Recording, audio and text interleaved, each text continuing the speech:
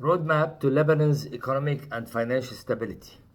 The purpose of this paper is to present to whom it may concern, locally within Lebanon and to the international community, a high-level microscopic roadmap to stabilize the Lebanese economy and finances, which could contribute to Lebanon's stability.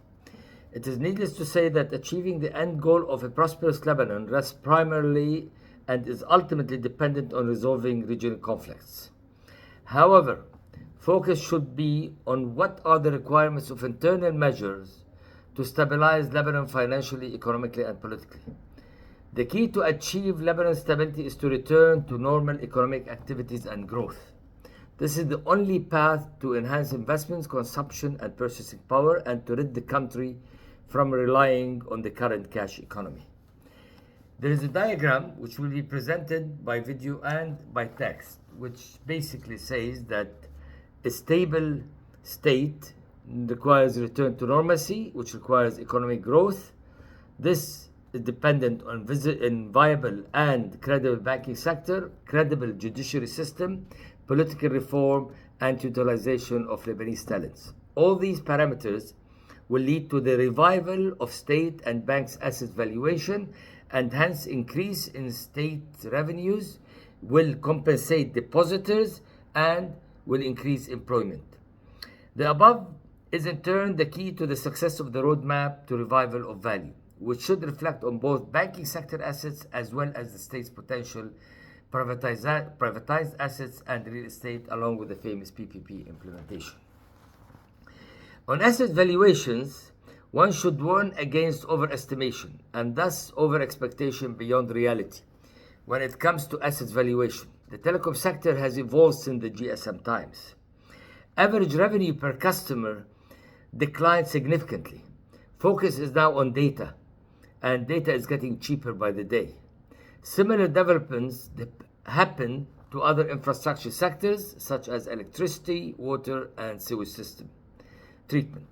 The Lebanese port has been severely damaged, while transit traffic has now competition from other regional ports. Assets like MEA, the casino, Regi, and others are not of the value to make huge differences. We have to mention here that the state should not in the first place be an owner, operator, set aside being involved in gambling, tobacco, or airline.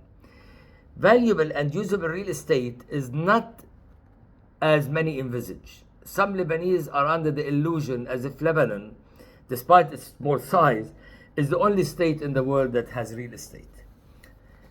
Now, public awareness, it's worth noting the context of current situation.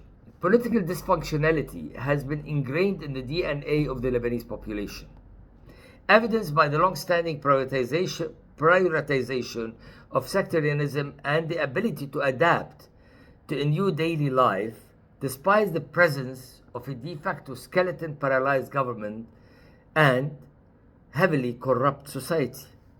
Banking sector. However, the mass population has lost confidence in the banking sector. The roadmap to revival of value is by resolving and fixing this confidence collapse in the financial system through positive shocks. Firstly, most senior bankers who, like politicians, continue to be in complete denial and are along taking the whole country as a hostage. Secondly, no country in today's world can function without a viable and credible banking sector. Today, all banks in Lebanon are neither viable, credible, nor trusted. No bank in Lebanon meets Basel III capital adequacy ratios, hence it is a failed sector in a failed state. To restore deposits confidence and encourage a revival of trust in new banking sector in Lebanon, with fresh accounts of substantial amounts, will require significant changes, if not overhaul, of the current banking management. Drawing from the lessons of the 2008 financial crisis, banking across numerous countries were grouped into viable and non-viable banks. Some classified them as good and bad banks.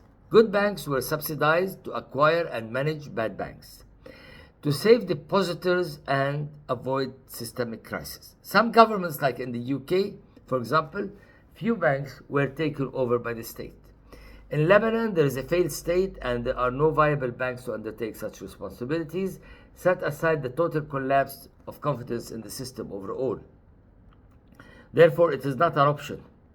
However, certain banks are still salvageable, assuming that qualified and trusted management are in control and new capital is injected with foreign partnerships, at least in the initial stages. The foreign presence is essential, with special facilitations and deregulations, in order to play the same role of accreditation to that of the IMF.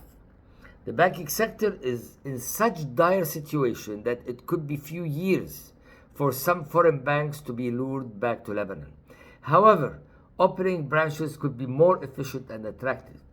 This means that the branches would be part of the consolidated head office balance sheet, and this will not scare depositors.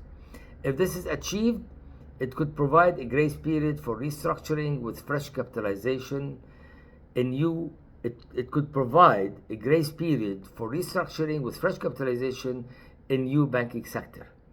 This, we have to note that politicians and bankers in Lebanon should avoid camouflaging under the term restructuring to maintain status quo. As said earlier, the objective and core of the roadmap is revival of value. There is little value of any bank or state asset without a credible and viable banking sector, inspiring confidence both locally and internationally. Now, coming to judicial system and authority.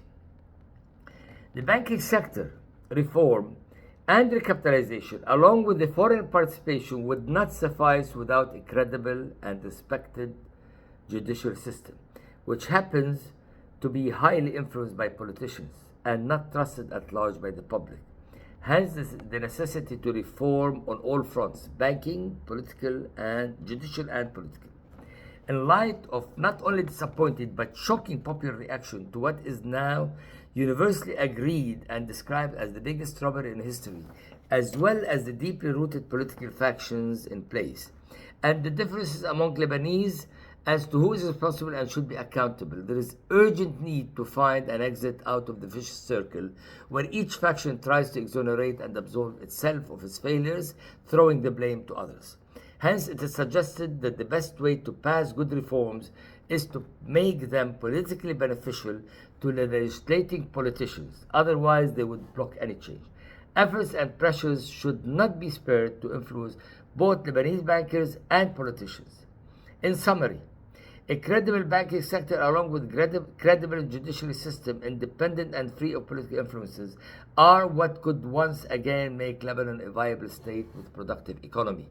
We should not be ashamed to say that such a roadmap cannot be executed without the assistance of the Arab world and international communities, as well as the regional and supranational institutions.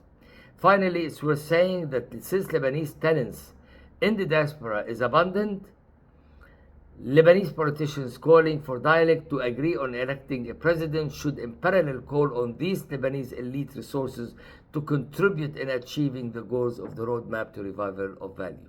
There is hope to bring Lebanon to stability, but this hope needs collective efforts from all sides. Wishing everybody luck, Hassan Khalil.